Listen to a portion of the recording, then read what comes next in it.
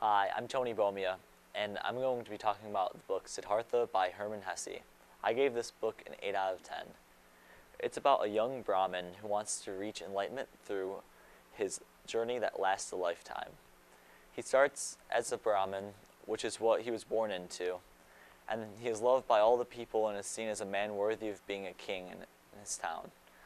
One day, a group of traveling monks came through his town, and he decided he wanted to join them in his quest to quench his thirst for knowledge.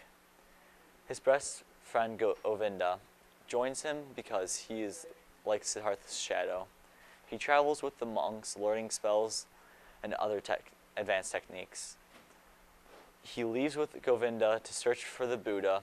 He eventually stumbles upon a town which he learned the art of love, so he becomes a resident.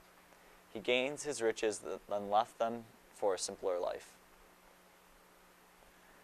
A minor character who affected the story the most is Govinda, because he starts out as Siddhartha's shadow by following him around and doing everything he did. He became a monk with him and stayed by his side the entire time with the group. Then they found the Buddha. At this point, that's when Govinda decided to follow Buddha's teaching instead of following Siddhartha. This put Siddhartha on his own path alone, and he had to figure out what to do by himself. Eventually, he finds his way to a town, and then after he leaves the town, he meets with Govinda again, who puts him on the right track with the teachings of Buddha. Siddhartha changed the most in the book, but the change was more of a wave than anything else. He starts out off as a rich Brahmin, which is the top of the caste system. Then he becomes a monk, then a rich businessman, then a simple ferryman.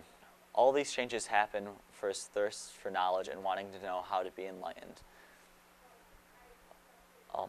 A major external problem is that when Kamala was bitten by a snake, Siddhartha's son had no mother to stay with, so his son lived with him, but defied everything Siddhartha told him to do.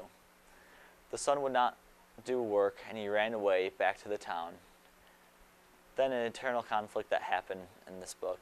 So when Siddhartha became a rich man, and after many years he felt dead inside. So after he comes to this realization, he decides to act on it and attempts to take his life. When he attempts to take his life, he realizes that he didn't die inside. Only a small part of him died.